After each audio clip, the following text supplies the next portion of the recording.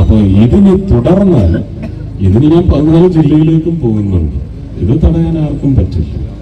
ഇതൊരു ജനപ്രതിനിധി എന്ന നിലയ്ക്ക്, ഒരു മന്ത്രി എന്ന നിലയ്ക്ക് എൻ്റെ അവകാശമാണ്, ഞാൻ അത് ചെയ്തുകൊണ്ടേയിരിക്കുന്നത്. ഇങ്ങനെ അവിടെ ഇവിടെയും തന്നെയും തെറിച്ച് കിടക്കുന്ന ചില കൈപ്പഴകളൊക്കെ എടുത്ത് ചൂണ്ടിക്കാണിച്ച് ഈ തീപ്പന്തം തീഗോളം കെടുത്താമെന്ന് ഒരുത്തനും വിചാരിക്കില്ല, നടക്കില്ല കേട്ടോ. അതിനൊക്കെയുള്ള ചങ്കുറപ്പ് ഭരചന്ദ്രനുണ്ടെങ്കിൽ അത് സുരേഷ് ഗോപിക്കുണ്ട്. ഈ സിനിമയിൽ ഇറങ്ങിയിട്ടില്ല, അതാണ് വേറെ. എന്തിന് സിനിമയിൽ ഇറങ്ങണം?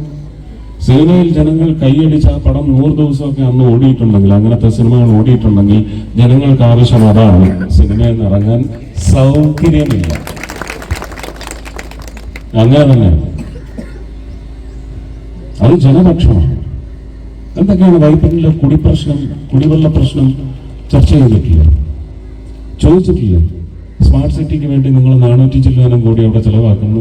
തുച്ഛമായ കോടികൾ മതി വൈപ്പിനിലുള്ളവർക്ക്. ഇത് പറഞ്ഞ രാഷ്ട്രീയമാകും. അത് രാഷ്ട്ര വികസനത്തിന്റെ ഭാഗമാണ്. അതിൽ സിനിമ ഭാഗമാക്കാവുന്ന. പക്ഷെ അതുപോലും അവര് പ്രചോദിപ്പിച്ചിട്ടില്ല,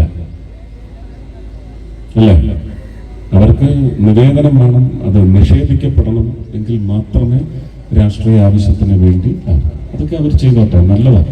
ആ വേലായുധൻ ചേട്ടന് ഒരു വീട് കിട്ടിയതിൽ സന്തോഷമാണ്, നല്ല കാര്യം. ഇനിയും ഞാൻ ഇതുപോലെ വേലായുധൻ ചേട്ടന്മാരെ അങ്ങോട്ട് അയക്കും. ആ പാർട്ടി അങ്ങോട്ട് തയ്യാറെടുത്തിരുന്നോളൂ. ഞാനൊരു ലിസ്റ്റ് അങ്ങ് പ്രഖ്യാപിക്കും കേട്ടോ. ആർജവം കാണിക്കണം, അതിനുള്ള ചങ്കൂറ്റവും കാണിക്കണം.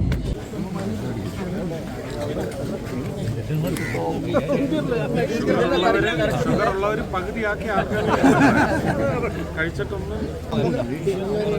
പൊടിച്ചു കളയല്ലേ.